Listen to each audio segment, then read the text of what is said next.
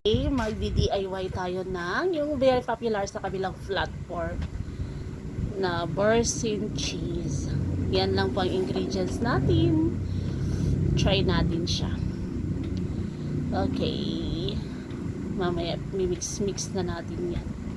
Garlic, thyme, basil, dairy cream na buttermilk at saka cream cheese.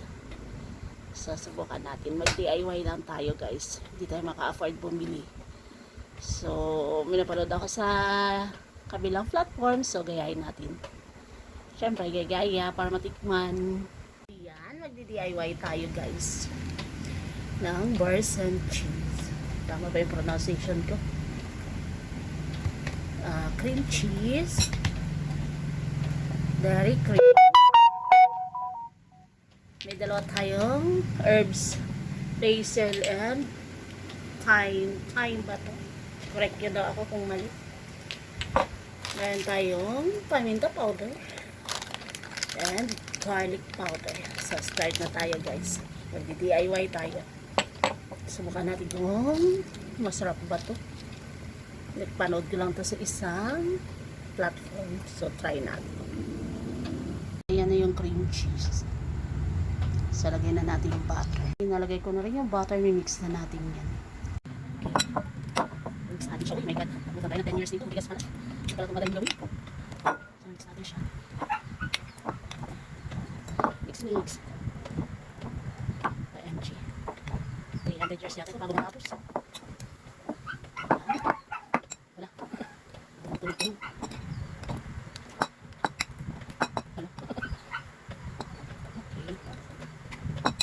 Fairness, ang masakit sa kamay.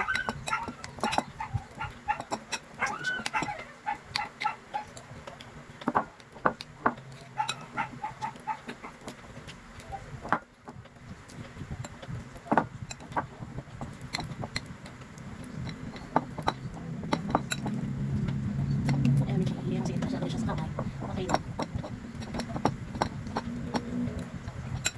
So, mix.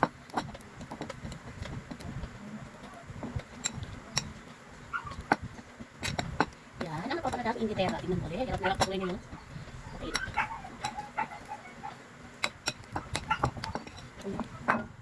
OMG. Is maglalagay tayo ng thyme ba yan?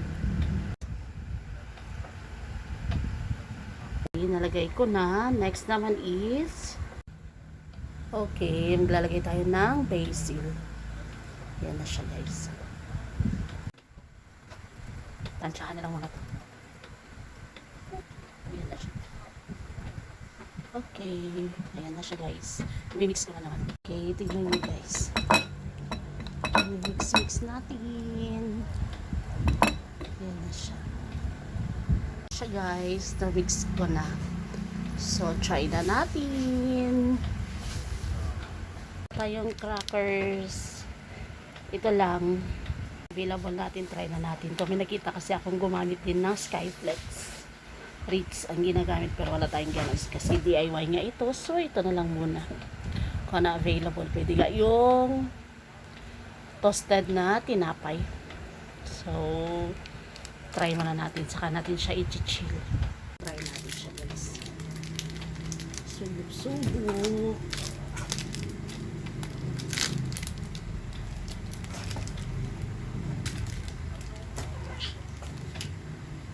Yung lasa nito. Never ko na try yung